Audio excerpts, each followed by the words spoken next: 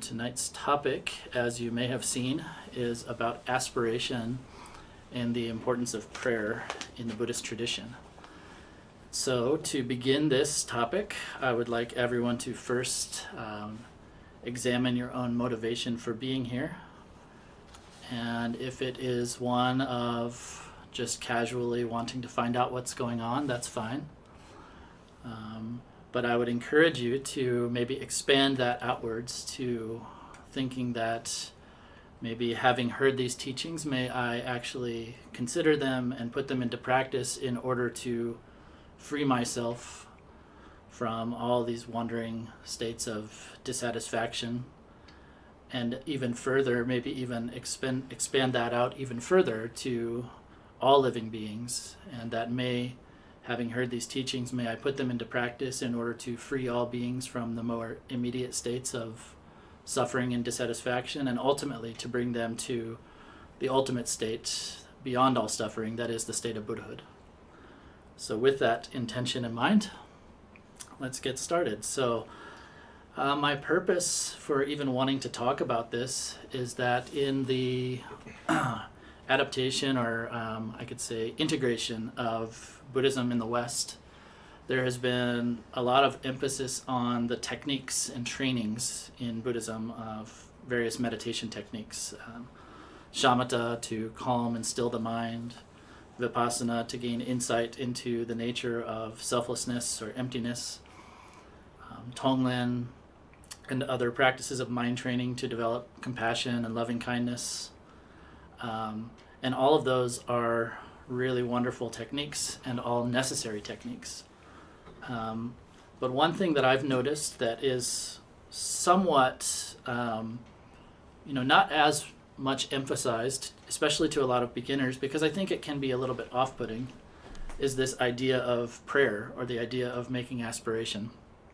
And so, there are lots of different kinds of prayers or aspiration prayers. Aspiration prayer is one kind of prayer in the Buddhist tradition. And I'm going to get into a bit about different kinds of prayers and give you some examples of prayers. But I want to first talk a little bit about why I think it's maybe an important or helpful thing to integrate into your practice, and the kinds of effects that it might have that can kind of support the practices that you're already doing. So with that in mind, I first want to talk about what do we mean by a prayer or an aspiration when we talk about that from the Buddhist perspective. Like, who are we praying to, or what are we praying to, or what are we praying for? And in a lot of the Buddhist prayers, you're not praying to anyone. You're actually just setting forth an intention. May I develop such qualities. May I attain such states of freedom. May I be able to benefit beings on a vast scale. Those kinds of things. So this is more what we talk about as an aspiration prayer. And I don't mean to say that there are not Buddhist prayers that are directed towards a Buddha or a being or to one's own guru or something like that. That also exists. But the first type of prayer that I want to talk about is aspirations. And this was actually one of the main purposes. This type of prayer, aspiration, was the main kind of impetus for wanting to talk about this in the first place. And so I want to talk about what happens when you say these kinds of prayers. And what's the point? What's the benefit? And so, like I said, there are all these kinds of other avenues of practice that we may be engaging in. Practices of the six perfections: generosity, ethical discipline, patience, meditative concentration, generosity, and trying to develop our wisdom of selflessness and emptiness, the nature of reality. And it's one thing that we can do to really exert ourselves in those practices or in meditations for developing those kinds of qualities. And another thing that we can do is recite these kinds of aspirations that help keep our mind kind of in that direction. They keep us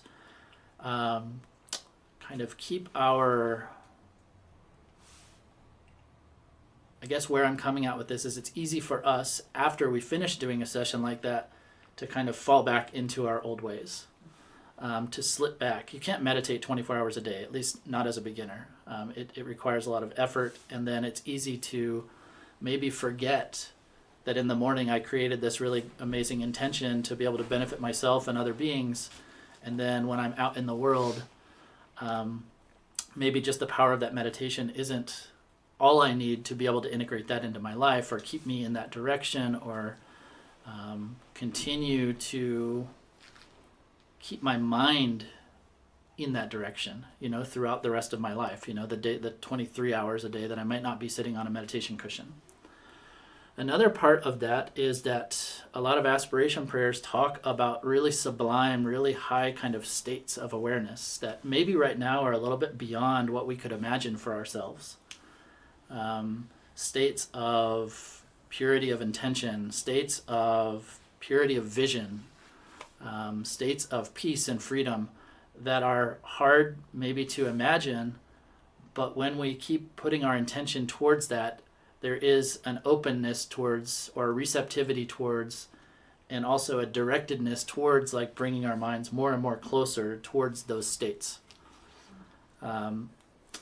So I guess where I'm going with this is that, as we're doing these practices, one side of what we do when we make these aspiration prayers is we set our sights even further down the path.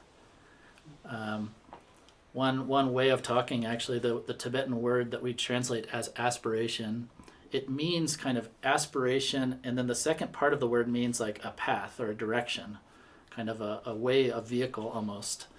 So it's like the vehicle of our aspiration is like to recite these kind of prayers, these kind of aspirations that might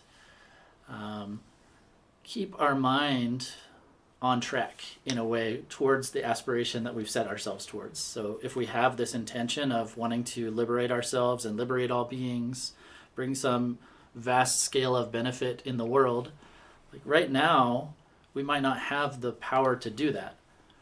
And it's easy sometimes to feel like that's overwhelming. Like, okay, I've set myself towards this task. I talk about these higher states of freedom. I talk about not just freeing myself, but potentially freeing all beings.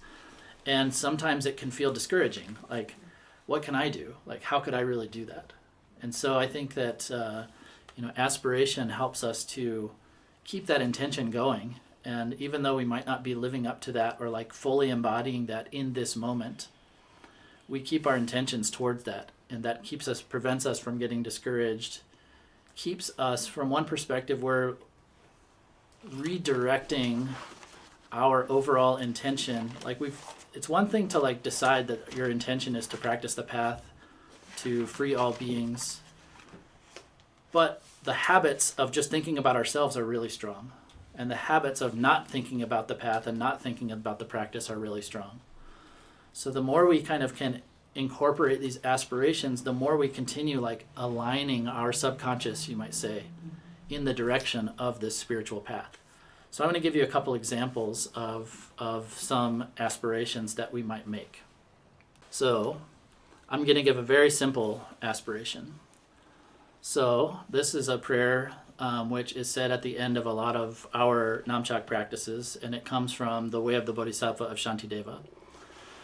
So it says, "May the precious mind of bodhicitta arise where it has not arisen. Where it has arisen, may it not wane, but further and further increase." So this is just a simple 4-line prayer. But when we say this, it's saying, may the precious mind arise where it has not arisen. So for ourselves even, this mind of bodhicitta, for those of you who may be new to this Buddhist jargon, is the intention to free all beings from all states of suffering and bring them to the state of enlightenment. And so even as we're practicing, we may have developed some amount of bodhicitta, like we've decided that's what we want to do, but it hasn't become like our automatic way of being. So we aspire to increase that even more. It says, where it has arisen, may it not wane, but further and further increase. But even in the first stage, may it arise where it has not arisen. It hasn't arisen to its fullest capacity within us yet either. But also for others, for other people who may have never even heard of this intention, for people who've never even heard of the word enlightenment or Buddha. May they also generate this intention to free themselves even. Not only to free themselves, but to free all beings. That is this, intention of bodhicitta. So may that arise. Where it has arisen, may it not wane. Like for us and maybe other practitioners who are working with this attitude of bodhicitta, there are all kinds of factors in our life that could reinforce our selfishness, reinforce our ego, get us knocked off the path, get us distracted from our practice. We've all experienced that, I'm sure. Like think of the times in your life when you felt super dedicated to your spiritual path, and then what has happened, various kinds of things, good and bad, could happen that knock you off the path. Jigme Lingpa actually says that Jigme Lingpa is a famous master of the Nyingma lineage, of which Namchak is a sublineage, and in his teaching on taking suffering, happiness and suffering on the path, he says that Dharma practitioners are often quite good at taking suffering on the path because you can kind of use it as a fuel for renunciation, like wishing for liberation, but they're pretty bad at taking happiness on the path.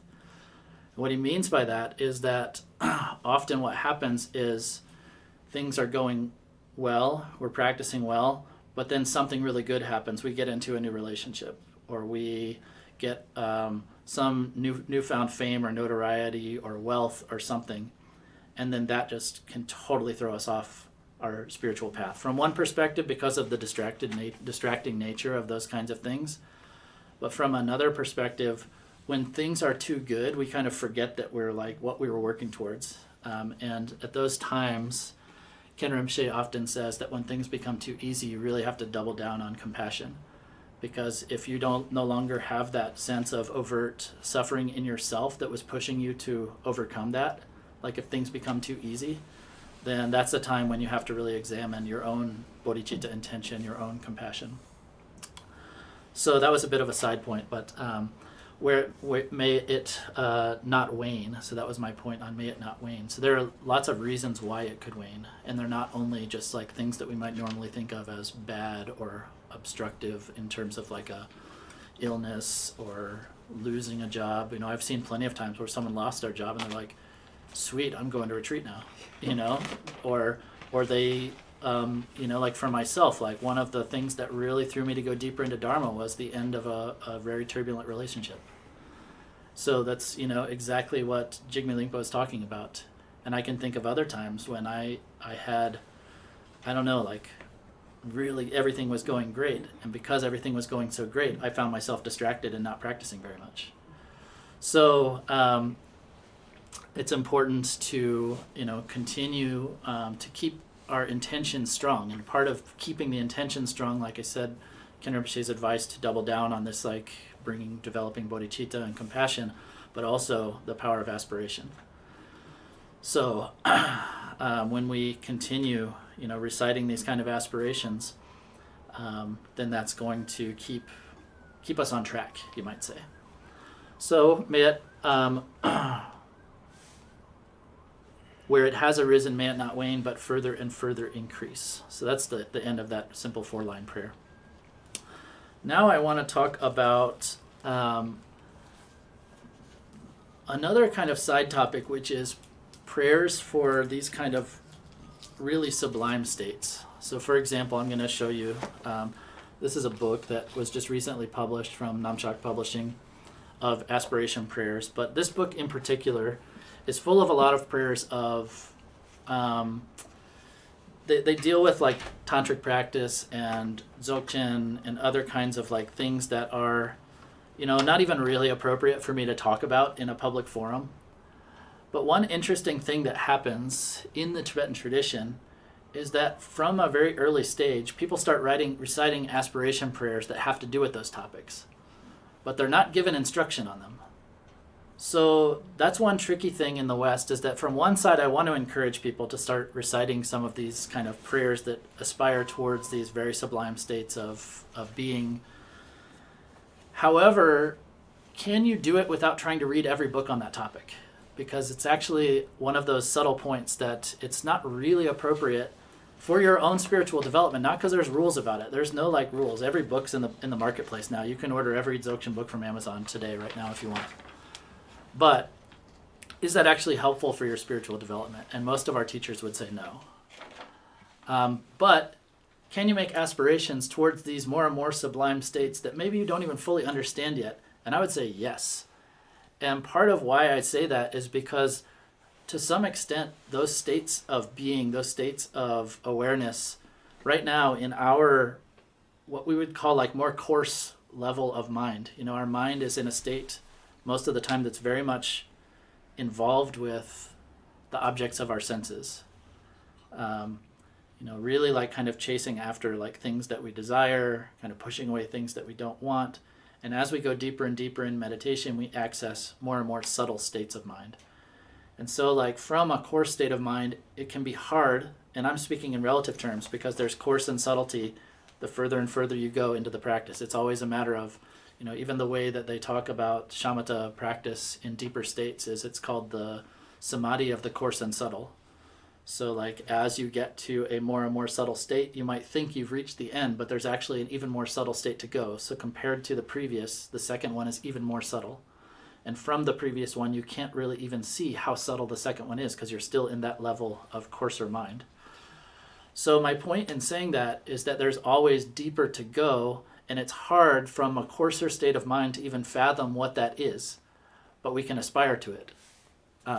So that's why I think it's interesting. I feel like I feel that I got a lot of benefit out of saying some of these aspiration prayers that were aspiring towards these higher states even before I had received full teachings on them or really understood what they were.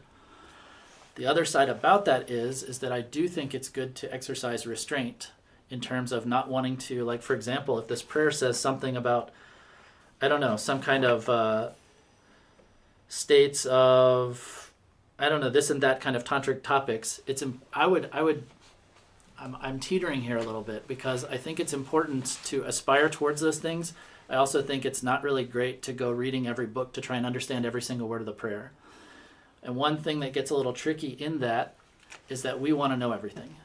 And we don't like to say a prayer that we don't fully understand. And I fully understand why. And somehow, like, this is a part of the culture in the Tibetan world that people will say those prayers just like with a kind of like openness to knowing that that is some state beyond where they are right now, and be able to like work with that energy of aspiration and openness to kind of plant the seeds for eventually awakening to those truths, So this is another side topic that some people had asked me to talk about before, and it was about my opinion. This is some of my own students and some of our students through Namchak. So take this as a bit of an opinion, but it's also like backed up by what all of my teachers ever taught me, is that, and I already mentioned this before, I was saying something about inappropriate to read certain texts. And it's exactly what I was talking about before, where we talked about this coarse and subtle states of mind, that these tantric texts, and particularly Dzogchen and Mahamudra texts, they're talking about very subtle states of mind, and they even have special terminology for those states of mind. And prior to receiving like formal teachings by a teacher who knows you're ready for those teachings, what happens is you take something that's very sublime and very subtle and bring it down to the level of where your mind is and start to intellectualize it. And that can create obstacles to actually experiencing those truths at deeper levels when you do get to the level of receiving those teachings. So I want to give you one example from my own life, and this isn't like this is just to show you like how seriously I took this in my own practice. And this is a charm, you could say, but inside of it is the microprint of a text from Longchenpa called The Treasury of the Basic Space of Phenomena. And one of my teachers in India gave me this in 2014. And I had received instructions on a similar level to that at that time, but I had still not received permission or transmission to receive this text, to read this text. So I kept this as like a reminder, as almost like an aspiration. And I did not look at this book until 2020, for 6 years, And it's because this book, you can buy it tomorrow. You can order it on the internet, and lots of people do. And I'm not saying that I'm better or whatever. I just think like for me, I got a lot of value out of not reading it until my teachers told me, now you're ready for this, you should read that book, And so this is just like a bit of a side point that especially for my own, people who consider me their teacher, people who look to me for advice, I think that until you get into the level of practice where you're going into like tantric practices and you talk to teachers about the different things that you're reading and so on and so forth, that you should refrain from just trying to read every book about every topic. And stick to books that apply more to your current level of training. Like if you're trying to practice shamatha and vipassana, you're trying to develop bodhicitta, read books about mind training, read books about the philosophy of emptiness, read books about biographies of different Buddhist masters, but maybe leave the tantric and Dzogchen, Mahamudra texts to the side until it seems appropriate. So total side point, but it felt connected, so I just wanted to mention that. All right, coming back around to this aspiration prayer stuff. There are other prayers which are called confession prayers. And this is another topic that's a little bit maybe like harder to talk about in the West, because a lot of people, when they just hear the word confession, they think it has something to do with guilt, and I don't know. I feel like there is some resistance to talking about that kind of thing.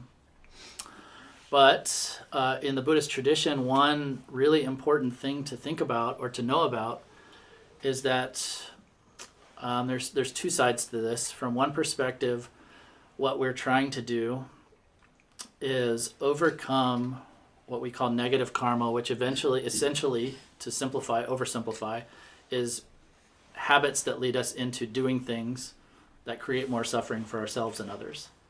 So we are habituated to what Buddhists call non-virtue, which essentially means creating more causes of suffering for ourselves and others.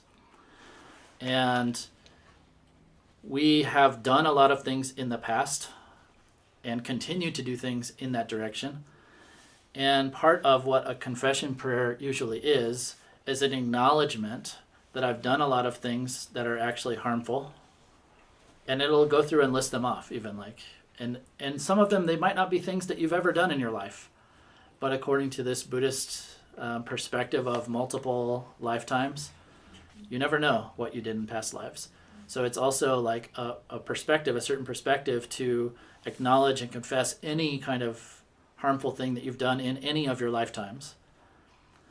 So in the teachings of karma, when they talk about karma as more or less like a propelling habit, one of the main factors that could prevent something from becoming such a strong habit, which in Buddhist lingo they would say from it becoming a less strong karmic seed, is the power of regret. So let me just give you an example, and I hope this is pretty simple. Let's say I do something harmful, like I say something really mean to someone, and after saying that mean thing, I'm actually happy that I did it. Okay? I'm like rejoicing in the fact that I did it. So, do you think that the fact that I'm happy about it is making me more likely to repeat it or less likely to repeat it? More likely, right? And on the other hand, if I did it, but I felt really bad about it, and I apologized for it, do you think I'm more or less likely to repeat it? Less likely, right? That's as simple as it is. I mean, that's what it means, the power of regret. And so that's why in a lot of Buddhist texts it'll say that you cannot purify, without regret, like your karmic kind of past negative actions are not actually purified. So there are a lot of practices around this kind of practice of confession or purification. So the idea is, if you want to think about it in a technical way, like I want to understand the process way, is that you are trying to stop habits of harmful thoughts and actions. And the way to overcome that is by acknowledging that. And so the second piece of this is not just acknowledging it to yourself, like, oh, okay, I'm recognizing this in myself, but in most of these prayers, there's something that's called the power of the support, which means that you're kind of imagining the Buddha in front of you or something, or your teacher in front of you, or there's various ways and different kinds of prayers that work with this, but you imagine that you're actually like acknowledging this to them openly. So it's stronger, if you make a commitment or a promise to a person than it is just to think for myself, I'm not going to do this anymore, or I'm sorry, or something like that. So it's the power of the support. So with that power of support, and then power of regret, and then there's the third power, which is called the power of committing not to repeat the actions. So in every confession prayer, it has this kind of thing. There is a power of, I've done it, I acknowledge it, and I will strive not to repeat it in the future, that kind of thing. Another thing that they talk about when they, and I'll send you a link to one of these confession prayers just so you can read it and kind of get a feel for what it is. Another thing that happens in that is it's not just to acknowledge that I've done something, but also that I've encouraged other people to do it or rejoiced in other people doing it. So again, like let's say I didn't actually do something, but I encouraged you to do it and said it's really good to do it. That's also like gonna have some of that effect of feeling that action is okay or good becoming a habit in me. I'm actually getting some of the karma of that in the form of like karmic propensities to repeat that kind of action that I've encouraged David to do. For example, let's say I don't want to do it, or I pretend like I don't want to do it, but I'm encouraging David to do it. Or, okay, I didn't encourage David to do it, but David did it, and I was like, good job, you really got him, like whatever. Let's say you told someone off or whatever, and then I was like saying, I was rejoicing in his harmful action. So in a lot of the prayers, it'll say, I confess or I acknowledge that I have done it, or that I've encouraged others to do it, or that I've rejoiced in others having done it. That kind of thing. That's a general formula that you'll find in some confession prayers too. So this one that I'm going to send to you in the follow-up email is called the Bodhisattva's Confession of Downfalls. And in that, it goes through, it's also called the Three Heaps Sutra, the Sutra of the Three Heaps. So the first one is the heap, or the kind of section of paying homage, and it goes through and pays homage to 35 different Buddhas. So let's not get into why are there 35 Buddhas. There are lots of Buddhas. Buddha Shakyamuni is just one of many Buddhas. And then the second heap is the acknowledgement of one's own mistakes, this kind of confession aspect. And then the third is rejoicing in the merits of others. So it's rejoicing in your own merits and the merits of all beings in all the three times. So all the merits of the past, all the merits of the present, all the merits of the future. And so this is a prayer that is very commonly recited in the Tibetan tradition. I recite this prayer all the time. And I think that when I first came to this, I think I had a little bit of resistance to these kind of prayers and the idea of confession and all of this kind of stuff too. I don't know that any of you are feeling that, but I know that this like tendency is there, like in the world in general. I would say that like there is a hyper-secularism that leads a lot of people to feel like these kind of things are very religious, and that there's like this idea that I should feel bad about myself or some kind of sense of regret. And I just want to reinforce that that's not at all the case in the Buddhist concept of confession and restoration, in terms of like restoring one's own kind of commitments and that kind of thing. It is just an acknowledgement of the fact, like this thing that I did, it's harmful to me, it's harmful to others. I acknowledge that. I acknowledge that I did it. I don't want to do it anymore. Period. So there is a fourth power that I didn't mention, which is called the power of applying the antidote, which in this case would be just reciting this prayer. In some other ones, there's like the practice of Vajrasattva, which is in that instance, the power of the antidote is reciting the Vajrasattva mantra.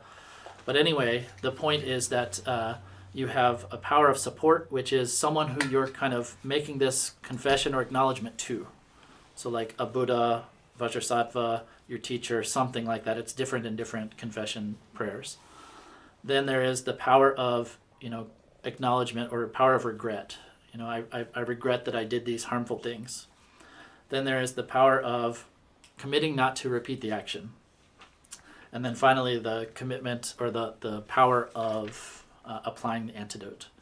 So also the applying the antidote in this case could be like being mindful of the fact that you're going to try not to repeat that. When you get into a situation, let's say you were specifically like confessing that you had gotten angry at someone, then applying the antidote also is to remember that commitment not to repeat the action when you're faced with that situation again, you know? So there are lots of ways we could apply that concept.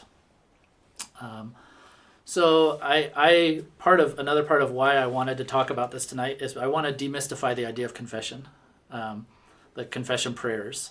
I think they're super helpful. I think they're super important. I'm not going to tell anyone they should do it or they have to do it or anything. I don't have any authority over any of you anyway.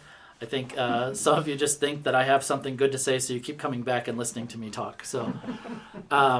So anyway, I'm hoping to share some of the wisdom that I've received from my own teachers, from Tokusank Rinpoche, Ken Rinpoche, Jimi Namgyal Rinpoche, all of my teachers.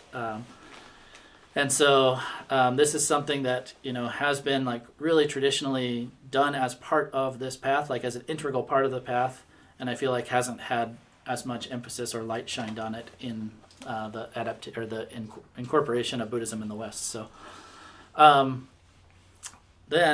so we talked about aspiration prayers, we talked about confession prayers, and then there's some other prayers which are, you could call it an aspiration prayer, but it's kind of more just like a wishing prayer, something like that. So I'm going to show you one other prayer. And so for this, I would like to, can I share my screen?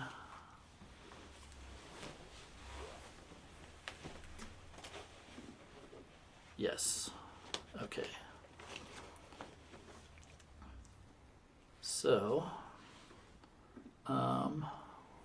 this bar is all over the place. Okay. So this is called a prayer for the people of this earth, and you'll get a link to this too. But this is a prayer from Dujom Rinpoche, and I think it's particularly appropriate maybe right now, just to send out a good wish to the world in general. We're on the eve of election day, and I don't necessarily want to get into politics tonight, but if you're in North America, particularly in the United States, then there's maybe some uncertainty and tension in the air, and at the same time, there's not much we can do about it at this moment. So this prayer says, at this very moment, may the people and nations of this earth not even hear the words disease, famine, war, or suffering. May pure conduct, merit, wealth, and prosperity increase, and may supreme well-being and good fortune always arise. So that's another prayer that at Namchak and at Ewam, under Tokusank Rinpoche's teachings, we say this prayer all the time. This is from Dujom Rinpoche, who's another very famous teacher in the Nyingma tradition in the last century. So, and so this, for example, like this is the reason I'm calling this a wishing prayer. I just made this word up. This isn't like a traditional categorization to call this a wishing prayer, but it's not like aspiring for me to develop qualities or for me to become enlightened, but it is just like a wish for the world, You could call this an aspirate or a prayer of auspiciousness. That is a categorization of prayers in Tibetan tradition. So once again, at this very moment, may the people and nations of this earth not even hear the words disease, famine, war, or suffering. May pure conduct, merit, wealth, and prosperity increase, and may supreme well-being and good fortune always arise. So that's another kind of prayer. And so I think that like if you just sit with the words of some of these prayers and imagine reciting that every day, that this really does start to have an effect on your general kind of way of being, your general attitude towards the world. It is its own kind of training to recite prayers. This is kind of another one of the reasons I wanted to talk about this, is that from one side there's meditation that's like getting you more used to being still, getting you more used to being loving, getting you more used to seeing reality more clearly, those kind of things. And then there are other things that we can do which maybe don't look like meditation, like chanting a prayer, but they're also working in our mind in its own way of directing us and keeping us in a good direction, bringing like the stronger intention, like keeping that aspiration that, like I said before, aspiration can be fickle. Like we aspire so many things even for ourselves that we never accomplish. So how do we like keep ourselves on track? How do we keep ourselves in alignment with those goals that we have for ourselves? And I think that aspiration prayers and prayers in general are a really important way that we can do that. Let's see. Now, I want to show this one isn't another aspiration prayer. And this one is called a lot of times people just call it the aspiration of Longchenpa. Sometimes it's called the 7 aspirations of Longchenpa, something like that. And it says, and again, for those of you who are in person and can't see this screen, we'll send all of these things in a follow-up email. In all my lives, wherever I'm born, may I obtain the 7 qualities of birth in the higher realms, and as soon as I'm born, may I meet the Dharma and have the freedom to practice it correctly. Then may I please the noble Lama by putting the Dharma into action day and night. May I realize the Dharma, practice its innermost meaning, and so cross the ocean of existence in this very life. May I teach the sacred Dharma to beings wandering in samsara and never tire or weary of working to help others. Through my vast and impartial service to others, may all beings attain Buddhahood together as one. So this is a prayer that is very common in the whole Nyingma tradition, and particularly is said at the end of a lot of Dharma teachings and at the end of a lot of practices. I've included that for our students in the Walking the Path program as an aspiration for them to say at the end of every session. And, it covers a lot of the points of a person. Maybe it's a little bit more directly applicable. It does say in all my lives, which also means in this life, but also it's an aspiration which could carry forth into future lives. So this is another kind of dimension of aspiration, is that just because we aspire to things doesn't mean that we necessarily have to be aspiring to do them all right now, or even in this lifetime, from this multi-lifetime, infinite lifetimes kind of perspective, that the seeds of this aspiration could carry forth into the future to ensure that we are that our consciousness finds its way back into the Dharma in a future lifetime. So there are a lot of aspiration prayers. This is one. There are other ones that will kind of direct your awareness, direct your consciousness after death into particular states, or, we might even think of them in some way as locations. But here, it's saying, may I be born and obtain the 7 qualities of birth in higher realms. I could list that off if you care, but it's basically like to be born in a good family, to be born with resources. I have the list here if you actually want to know. I don't have it memorized, but I'll just read it to you just for the sake of it, for the sake of being complete here. They are long life, good health, having a good body. That could mean like that you're attractive. That could just mean that you're like good in terms of like fully functional. Having good fortune, like good luck, something like that. Being born into a good family with wealth and intelligence. So all of these things, to a certain extent, they're considered the 7 qualities of the higher realms, or the 7 fortunate qualities of the higher realms. Higher realms means, in Buddhist cosmology, that you're not born as an animal. You're not born as in a experience of what Buddhism calls a hell realm, but it's more of a, in Mahayana Buddhism, talked about as a mental projection of anger and hatred. And what's called the hungry ghost realm, which could be, let's not worry too much about the 6 realms. But anyway, it's saying that there are these kind of higher states of being, of which human is like a human. Being a human is considered the highest level or the best support for practicing Dharma. And within that, why would you want long life? Obviously because if you have a longer life and you're free of illness, then you can practice more effectively for a longer period of time and so on. If you have a good body, this might sound kind of far out, but like there is a certain perspective that, they say that the result of certain karmic actions is that you will be attractive. In certain situations, it's considered that, like, an attractive person would be able to maybe draw more people to them in terms of their effectiveness as a teacher, or like a charismatic leader or something like that. It's not necessarily the case, but that is one possibility. It's also about, like, maybe, having good fortune or good luck.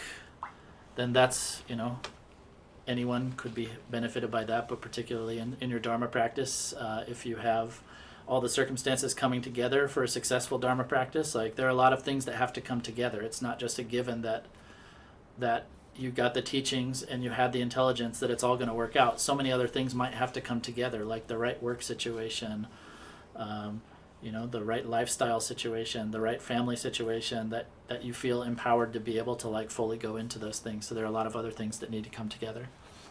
Being born in a good family, that can mean all kinds of things, but for one, it might mean, a family that supports your journey, a family that it's not always the case, but, like, I would say that it doesn't necessarily mean, like, a family that, on a highest level, sure, it could mean a family that fully supports your practice of Dharma.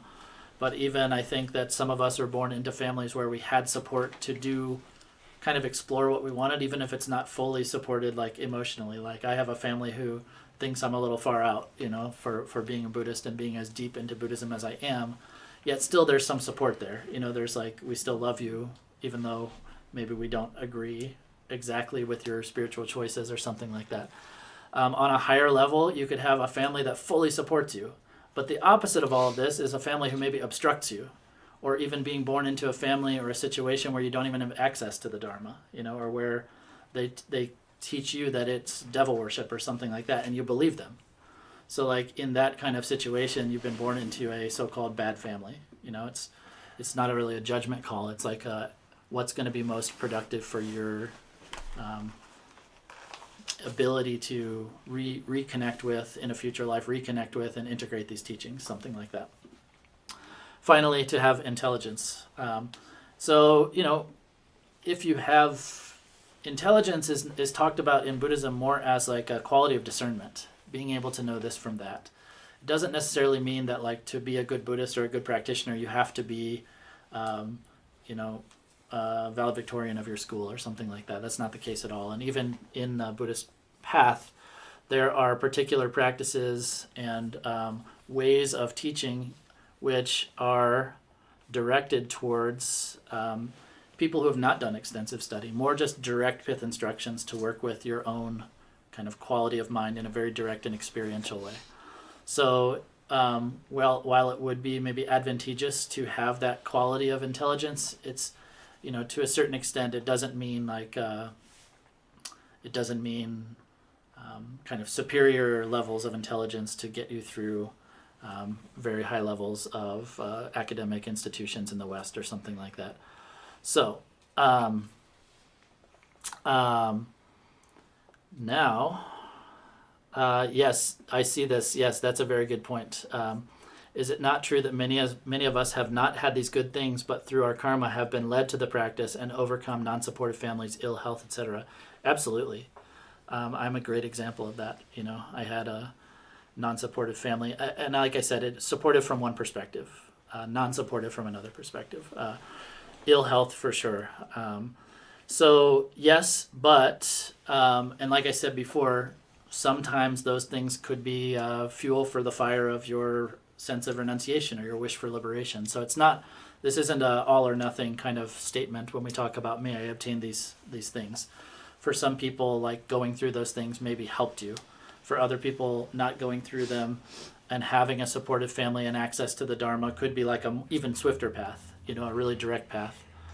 So if you think of a lot of the people who attain much higher levels of practice than most of us here in the West, for example, like a lot of our Tibetan teachers who were raised in a very supportive environment, they were able to maybe make swifter progress because they never had to go through all the hang-ups that we have because of baggage from our cultural background or our families not agreeing with us and all that kind of thing. So even though we could go through it, and maybe that could be fuel for our fire of, like, maybe not having to ever go through it and just having someone supportive from the beginning would be an even swifter path. You know, if you look at the examples of a lot of our teachers who were raised in a tradition of full support, I think that that's a good way to look at it. So it doesn't mean that it's an obstacle that you can't do it, but you know, to aspire towards that level of support in a future life could make it even swifter, even more, more direct, you might say, in terms of our ability to access and integrate the teachings. Then, as soon as I'm born, may I meet the Dharma. So for a lot of us, it might have taken 20, 30, 40, 50, 60 years to even get to a point where we met with the Dharma. And then it says, and to have the freedom to practice it correctly. So just because we meet with it doesn't mean we have the freedom to practice it correctly. So those freedoms are on all kinds of levels, like a freedom in terms of our, that we have like very classical ways of talking about 10 freedoms and, 8 freedoms and 10 advantages and those kinds of things. But even beyond that, even assuming you already have all of those things, then there's still like, maybe you don't have the time because of jobs, because of family commitments, all those kind of things. There's different ways that we could integrate all of those things and be able to practice, but sometimes those may be, if we're not able to skillfully navigate that, those could be obstacles. So anyway, to have the freedom to practice it correctly. And then the next it says, then may I please the noble Lama. You may wonder, what's that about? What does that mean? And in the Dharma teachings, they always emphasize at almost every level of practice that you really have to work with a teacher. And then they talk about 3 ways of pleasing the teacher. The lowest level way of pleasing the teacher is offering material goods, like giving money for support or like supporting their temple or something like that. The second, like intermediate level of how you could please the teacher is by offering service, like coming and building something, fixing something, cleaning something, that kind of thing, cooking meals, whatever. The best way, the highest way to please a teacher is to do your practice. And that doesn't mean don't do the other ones, of course. Those are like, come with it, maybe like offering some support, financial support, like going and helping out on a day where everyone comes together to clean the temple or to like do some landscaping or whatever. But like the highest way, and I can say this as from my experience as, I've been an interpreter for like 15 years. And people come to these Tibetan teachers, these amazing masters with all kinds of questions, and it's totally valid to come with any kind of question. But the time that you see them the most excited, the most happy, is when someone comes and they said, okay, I did the practice you told me to do. These are my experiences. What's next? And then they light up like they're so happy that someone did the practice, Of course, they're happy to help you with anything. If you want lifestyle advice or anything, they're happy to talk to you, but they're overjoyed. And I can say that like very much from experience that they're really happy when they gave you some practice to do, you did it, and then you come back with like some good experiences that you really kind of started to integrate that. So anyway, it says, may I please the noble Lama by putting the Dharma into action day and night. May I realize the Dharma, practice its innermost meaning, and so cross the ocean of existence in this very life. So this is a way of speaking, the ocean of existence or the ocean of samsara. They often talk about the Dharma as a boat that will help you get to the other shore. So this is just an example for that. So then the next aspiration is, may I teach the sacred Dharma to beings wandering in samsara. So, I think that, and I don't mean this to be discouraging or anything, but it's important to realize the order of these.